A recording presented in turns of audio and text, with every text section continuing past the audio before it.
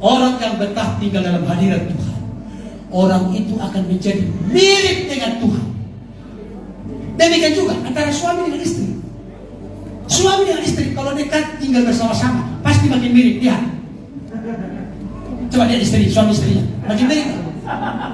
Kalau tak makin mirip, sering gonta-ganti. Hati-hati. Hati-hati. Saya hanya ingin mengingatkan sekarang ini kepada kita 3 ciri khas, apalagi bagi worship leader, pemusik, termasuk kepada sebagai hamba Tuhan, termasuk kepada jemaat Tuhan. Saya menemukan 3 hal orang yang masih memiliki kasih mula-mula. Pertama, orang yang punya kasih mula-mula pasti mengasihi. Pasti mengasihi hadirat Tuhan. Ini. Coba cek, recek pribadi kita, keluarga kita, keluarga terkecil kita, gereja kita. Masihkah kita lapar dan haus akan hadirat Tuhan? Dan ini bisa diuji ketika sendiri, bukan berarti harus sendiri. Apakah ketika kita dalam kesendirian yang mana hanya Tuhan dan kita, apakah tetap bergelora hadirat Tuhan itu menjadi sesuatu yang nikmat bagi kita, atau sudah menjadi sesuatu yang membosankan? Bapak Ibu Saudara, saya mau tanya, tolong, ini karena ini gereja sudah 19 tahun. Ketika Musa meminta 10 hukum dari Gunung Sinai, apa yang terjadi dengan Musa? Berapa lama dia di sana? 40 hari, 40 hari. Ketika Musa 40 hari di sana, betah tinggal dalam gunung kemuliaan bersama dengan Allah. Apa yang terjadi dengan Musa? Wajahnya bersinar penuh kemuliaan. Orang yang betah tinggal dalam hadirat Tuhan, orang itu akan menjadi mirip dengan Tuhan. Demikian juga antara suami dengan istri. Suami dengan istri kalau dekat tinggal bersama-sama pasti makin mirip dia. Coba lihat istri, suami istrinya makin mirip. Kalau tak makin mirip, sering gonta-ganti. Hati-hati. Hati-hati. Kan begitu. Orang Betawi menikah dengan orang Batak. Orang Batak itu jangan sakit hati sama orang Batak. Bersegi. Ada seginya sedikit, agak saya bersegi. Orang saudara kita dari Betawi itu kan imut-imut. Tapi kalau orang Betawi, perempuannya Betawi, prianya orang Batak. Kalau sering ketemu, makan bersama, minum bersama, suka duka bersama, tidur bersama, lama-kelamaan orang Betawinya sedikit bersegi. Orang Bataknya jadi mundur sedikit, jadi imut. Kalau suami istri kan makin mirip, saya kasih tahu. Hati-hati. Jangan bertekad. Jangan nanti pulang dari sini bertekad. Papi mas sama mami nggak ada mirip-miripnya ini berarti. Nanti jadi masalah, nanti jadi ribut. Perasaan bersama. Demikian juga kita dengan Tuhan. Orang yang sering bersekutu dengan Tuhan, orang yang sering tinggal dan betah menikmati hadirat Tuhan, pasti karakternya, sifatnya, wataknya mirip dengan Tuhan. Amin. Nah sekarang, apakah kita masih orang-orang Kristen kedaerahan Allah yang mengasihi hadirat Tuhan? Amen. Suka menyembah. Kalau Pak Gembala berkata atau bos ini berkata, ayo kita kumpul menyembah.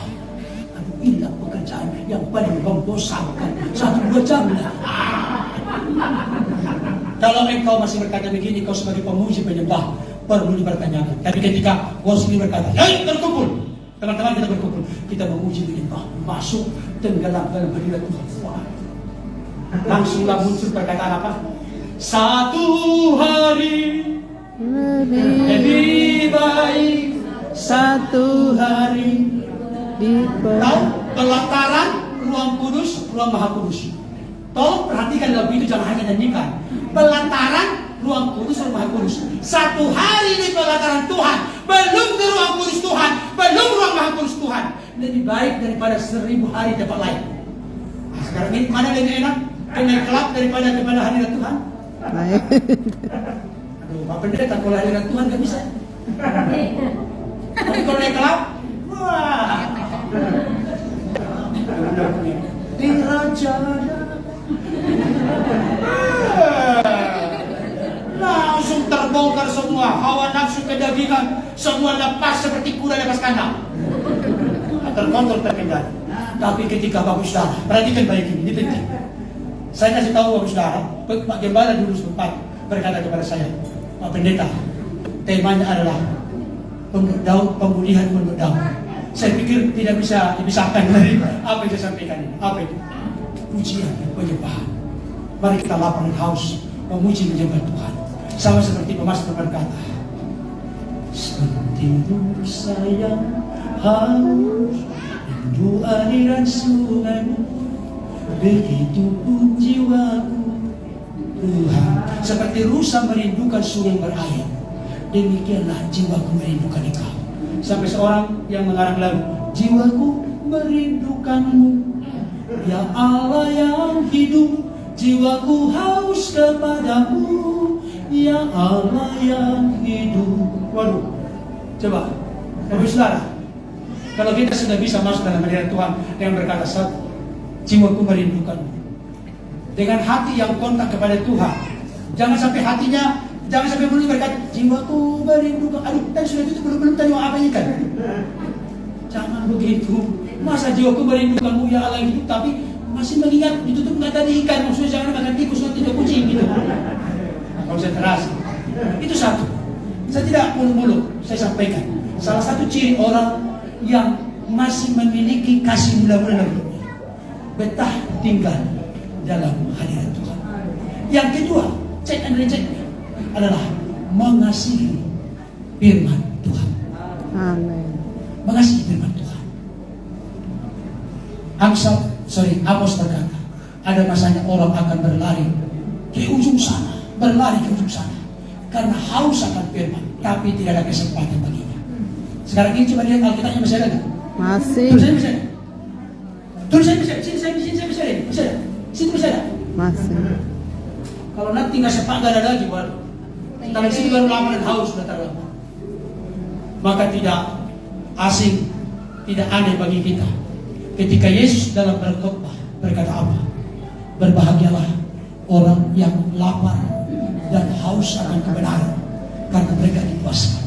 Amin. Bapak Ibu Saudara, ketika makanan kesukaan disuguhkan, cara makannya bagaimana? Orang Batak, makanan kesukaan disuguhkan dan sudah kelaparan. Adakah orang Batak ketika menikmati makanan kesukaan dan sudah lapar luar biasa, baru dia langsung mencuci tangannya?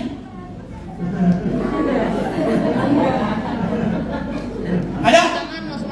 Orang Batak, jangan tersinggung lagi orang Batak. Kalau dia sudah lapar, disuguhkan makanan kesukaan, waduh, itu piringnya penuh, 3 kali makan selesai. Selesai lah. Biarlah kita juga demikian dengan firman. Orang sekarang ini banyak tidak suka dengan firman. Orang sekarang ini, aduh, saya kasih tahu. Bapak Saudara, orang ketika mendengar firman, lama dari tadi saya tinggal belum ada. Dah bosan, baru setengah jam begitu, dah bosan. Bapak Saudara, coba biasa, ketika dengar firman, gak terasa, udah selesai. Waduh, Pak Pendeta, turun, dah lama banget, Pak Pendeta. Coba, buka rasa lapar dan haus dalam diri kita akan firman. Yesus berkata, jika engkau mengasihi aku, engkau akan melakukan segala perintah. Perintah Tuhan itu adalah firman Tuhan. Bapak Saudara, saya mau tanya dulu, tes dulu ini 19 tahun gereja ini. Apa itu kebenaran? Yohanes 17:17, kuduskanlah mereka dengan kebenaran. Firman-Mu adalah kebenaran. Yohanes 14:6, akulah jalan, kebenaran dan hidup. Tidak seorang pun yang sampai kepada Bapa kalau tidak melalui aku. Aku akan mengutus seorang penolong yang lain, yaitu Roh kebenaran. Berarti kalau hidup kita dipimpin oleh firman, dipimpin oleh Yesus, dipimpin oleh Roh Kudus, maka kita melimpah dan penuh dengan kebenaran. Kebenaran yang kita alami adalah kebenaran yang memerdekakan. Jadi yang pertama tadi, mengasihi hadirat Tuhan. Yang kedua, mengasihi firman Tuhan. Yang ketiga, mengasihi jiwa-jiwa. Pak Pendeta, berat bagi saya mengasihi jiwa-jiwa. Pertanyaan saya kepada gereja ini, Bapak Saudara yang hadir tadi sebagai jemaat, adakah di sini oleh karena kehadiran membuat ada jemaat yang lari dari tempat ini? Ada? Saking membuat kita buat dongkol dia, nggak betah di sini. Saya kasih tahu, kita garam yang sudah menjadi tawar. Bapak Ibu Saudara, biar kehadiran kita bukan membuat orang unek, tapi membuat orang tertarik. Kalau saya tanya sekarang ini sebelum selesai, ada 3 jenis manusia. Bapak saudara termasuk mana? Pertama, orang yang tidak diharapkan kehadirannya. Kalau hadir bikin ribut melulu. Apalagi ikut rapat, gak ada kesimpulan terus. Orang pada bilang pemain kecoh, bikin rusak.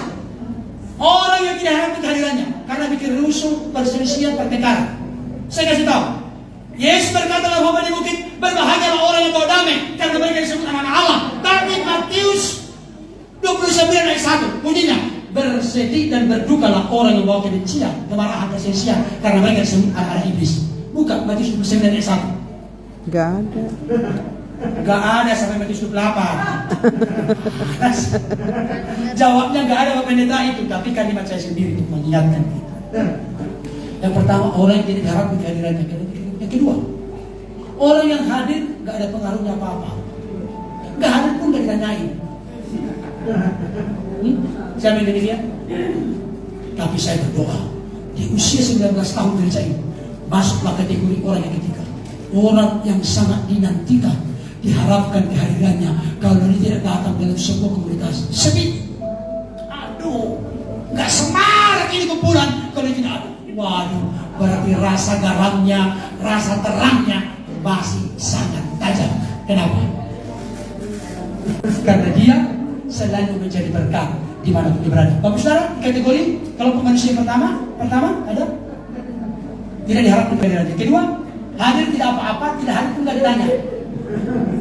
Biasa aja itu. Yang ketiga, orang yang diharapkan kehadirannya. Saya kasih tahu, Yesus selalu diharapkan kehadirannya. Ketika Yesus hadir dalam perkawinan di Kana, keluarga itu tertolong karena kehadiran Yesus. Jadilah kita mirip Yesus yang selalu kehadiran kita menjadi berkat. Susah Bapak Pendeta untuk mengasihi jiwa-jiwa. Saya kasih tahu, dengarkan baik nasihat. Kenapa orang susah mengasihi jiwa-jiwa? Jawabannya karena tidak lolos yang pertama dan yang kedua. Maka maksudnya? Orang berkata, aku gak suka mencari jiwa-jiwa, aku gak suka dengan jiwa-jiwa, aku malas, banyak alasan, gak ada waktu. Saya kasih tahu, dari situ terlihat dengan jelas, tertelanjang dengan terbuka, kita ini sedang hampa hadirat Tuhan. Kita ini sedang hampa kebenaran firman Tuhan. Orang yang tinggal dalam hadirat Tuhan, orang yang melakukan firman Tuhan, lapar dan haus dengan kebenaran, orang itu pasti mencocokkan, menyesuaikan, menyelaraskan kehendaknya dengan kehendak Bapa. Dengarkan baik, jiwa itu satu pun berharga di mata Tuhan. Apa buktinya jiwa berharga satu di mata Tuhan? Satu orang bertobat, beribu-ribu malaikat saudara-saudara. Amin. Bukan hanya itu, jiwa-jiwa itu berharga di mata Tuhan. Yesus sudah dalam keadaan terlentang di kayu salib. Kepalanya dimahkotai duri, tangannya dipaku, kakinya dipaku, tubuhnya penuh dengan biru dan luka, lambungnya ditusuk. Tapi ada yang ngoceh sebelah kiri dan kanan. Awalnya mereka sama-sama menghujat Yesus. Tapi ketika salah seorang, apakah yang sebelah kanan, melihat apa menjadi perkataan Yesus, ya Bapa ampunilah mereka. Mereka tidak tahu mereka berbuat, mulai diperhatikan. Maka dia pun berkata pada akhirnya berubah dia. Berani haluannya. Dan dia berkata, Yesus, kalau engkau datang sebagai Raja, ingatlah akan datang. Apa kata Yesus? Mohon maaf, kamu sudah terlambat. Karena ini sudah akhirmu. Enak banget kamu, belum pernah berbuat baik, udah langsung masuk surga. Enggak. Tunggu kamu dibaptis dulu, bertobat dulu, katekisasi dulu. Enggak. Tapi Yesus berkata, hari ini juga engkau dan aku bersama-sama di Firdaus. Jadi posisi Yesus tersalib pun, Yesus masih mencari jiwa. Adakah engkau dan aku saat ini yang masih tersalib? Adakah yang masih terbelenggu?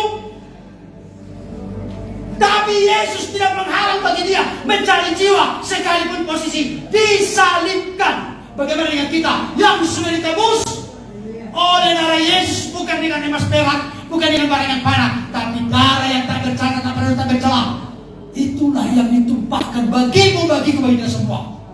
Bagaimana dengan kita? Apakah kita mengasihi jiwa-jiwa? Saudara dikasih Tuhan, paling tidak tindakan pertama gereja ini, kalau belum kau berani untuk bersaksi atau menjaga jiwa. Bangunlah tim doa yang solid ini, karena doa yang sepakat, doa yang sehati, doa dengan keyakinan, doa yang sungguh-sungguh, doa dengan rendah hati, doa dengan ucapan syukur, besar kuasa. Amin Bapak Saudara. Jadi mari sebentar ini refleksi bagi kita dalam momen ulang tahun ke-19. Adakah engkau dan aku, kita semua jemaat Tuhan, mengasihi hadirat Tuhan? Adakah kita mengasihi firman Tuhan? Adakah kita mengasihi jiwa-jiwa? Mengasihi jiwa-jiwa bisa terjadi kalau kita mengasihi hadirat Tuhan dan mengasihi